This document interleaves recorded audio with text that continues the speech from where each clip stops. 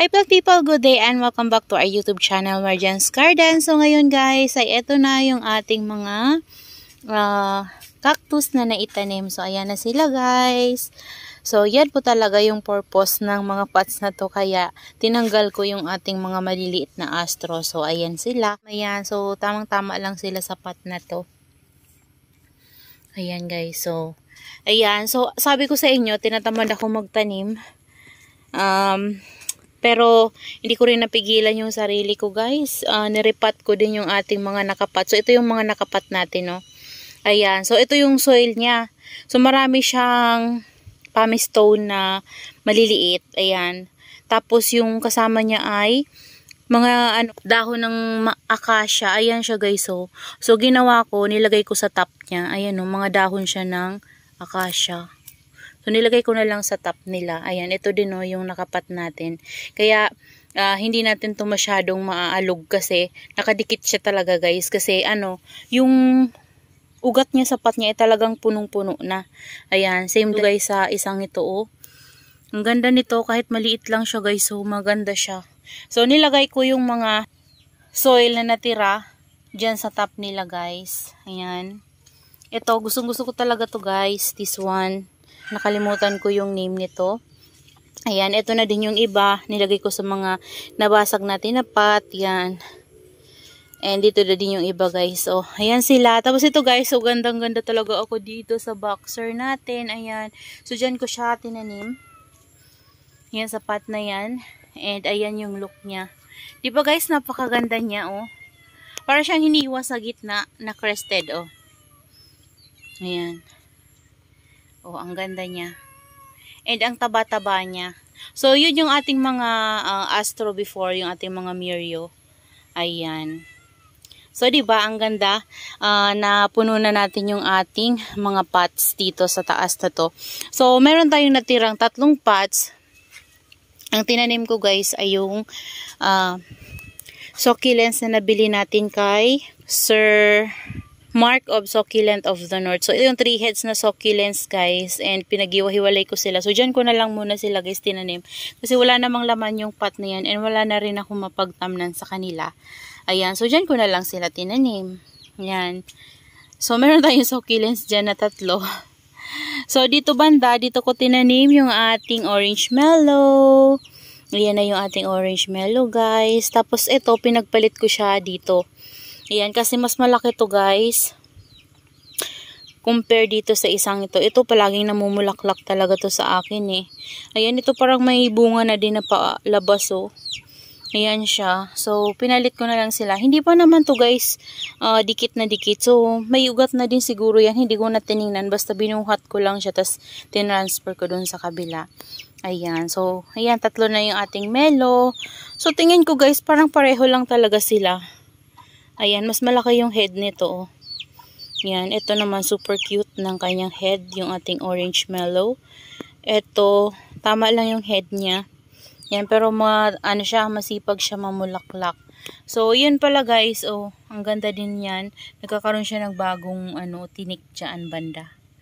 Ayan, so yan guys, yung ating cactus area dito, puno na sila.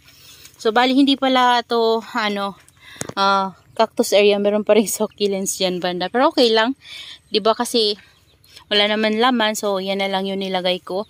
Yan. Tapos, dito banda pala guys, wala pa tayong mailalagay. So, eto na muna kasi wala din ako mapaglagyan ito. So, dito ko siya nilagay. Meron dyan isang gymno na maliit. Ayan yung nilagay ko dyan. So, yan na. Yung look nila ngayon guys.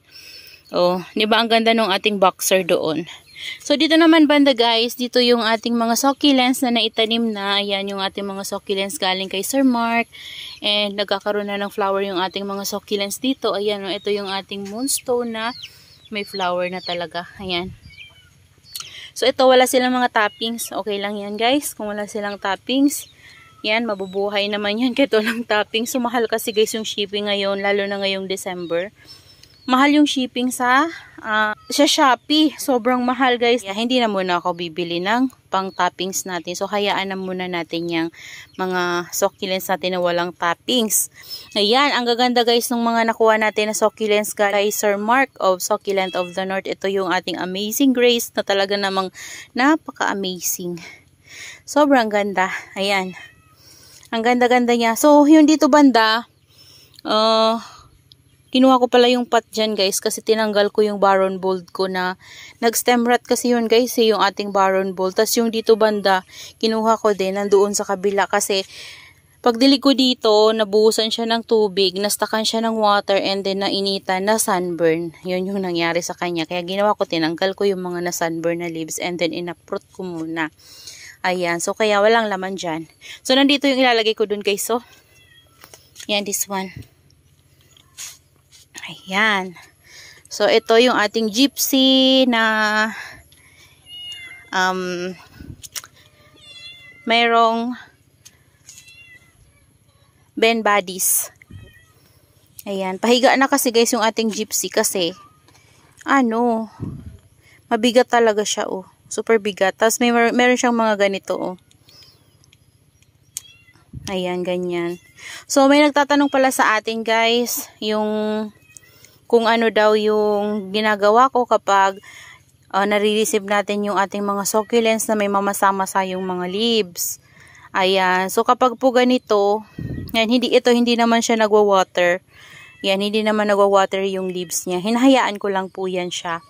Pero kung marami po yung nag-yellow leaves, so pwede nating tanggalin yung iba tapos magtira lang tayo ng konti para habang wala pa silang roots ay doon sila iinom ng water. Yan. So habang nagpo-produce sila ng roots, doon sila iinom. Hindi na mababawasan yung healthy na leaves nila. So ito po, pagkatapos nating mai-unbox ay naitanim ko po din po sila agad dito kasi naka-ready na talaga yung mga pots natin bago sila dumating. Ayan. So ganyan po yung ginagawa ko dito sa aking garden. After kong mai-unbox ay tinatanim ko na po sila agad. And nire-ready ko na talaga yung mga pots na pagtatamnan sa kanila para yung soil na paglalagyan natin ay talagang tuyo na. Ayan. So dito, meron ditong mga nagmashi-mashi yung ibang leaves. And tanggal ko guys, kapag nagwa-water yung leaves nila, itatanggalin nyo po para hindi na makahaw sa mga leaves na healthy pa. So, ayan. And dito naman po kasi afternoon ngayon, so bukas, tatanggalin ko yung net kasi meron tayong net dito sa taso. Ayan, so tatanggalin ko yung net bukas ng umaga tapos hahayaan ko sila ditong mainitan hanggang 10 AM ng morning. Ayan, and then kapag 10 AM na pasado, maglalagay na ulit tayo ng net para hindi sila masunburn. So, ganyan po yung ginagawa ko after ko silang maitanim, pinapainitan ko din po sila agad. And yung mga flower stalk po nila, tinatanggal ko yung mga yan. Ayan, yung mga ganito. Hindi ko natanggal yung iba. Ayan, meron pa kasing pausbong yung iba, guys. Ayan, hinayaan ko muna yung isang yun, oh. Ayan, gusto kong makita yung flower niya kung gaano kaganda. Kasi ito, guys, ang ganda ng flower nito, oh. Kaya gusto ko, ayaw kong tanggalin. Ang ganda ng flower niya. Diba? Super cute ng flower niya. So, ito din, hindi ko tinanggal kasi parang baby siya, oh. Ito yung flower, ito parang baby. Yan guys yung mga succulents na naitanim na natin galing kay Succulent of the North, and then yung ating mga astro and cactus natin galing kay Ma'am Jennifer Bugsit. And nandito guys yung iba, ayan, dito ko banda sila tinanim dito sa ating pot. So nag-ayos kasi ako last day. Nag-ayos ako dito and yan yung ginawa ko sa kanila. Bale, ito niripat ko to dito guys. Yung ating Bianca. Niripat ko siya dito sa pot na to na bilog na kulay itim. Para sama-sama sila dito. Kasama ng ating lola. Ayan. O, diba? Ang ganda nila. Ito, niripat ko din yung ating labamba. Tapos dito banda yung ating missing you. O diba kasi magkamukha lang naman din sila. So pinagsama ko na. Ito nagkakaroon na ng flower stalk yung ating dating Monroe. Ayan. Ito hanggang ngayon hindi ko pa rin dinidiligan. Nagpipink-pink na yung mga leaves niya. So okay na okay pa rin siya. Kahit na may mga dry leaves na siya guys sa ilalim. Okay lang yan siya. Okay lang siya kahit hindi diligin. Ganyan si Lola. Ayan. Ito naman yung ating Monroe na nabili kay Sir Mark. Ayan, ito yung na-unbox natin guys. Dito ko siya tinanim. Yan, ni-ready ko na din tong pots na to last days. Tapos ito naman, yung ating tiny burger ata to guys. Ayan siya, napakalaki niya din. So dyan ko na lang din siya tinanim. Tapos ito yung ating Lawidensiana. So meron tayong ano pala guys, yung isa ay Ariel yon. So nandito banda yung Ariel natin.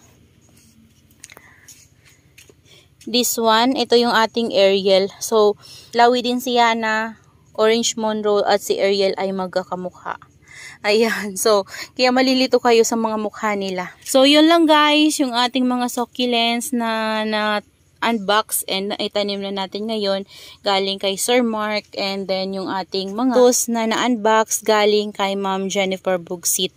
So ayan guys, magkasama lang sila guys nung pinick up sa sa LBC. So pinag-separate ko lang sila ng unboxing kasi napakahaba nun guys nung unboxing natin kung magkasama sila nating i-unbox. So yan guys yung ating mga succulents na na-unbox galing kay Sir Mark na itanim na natin.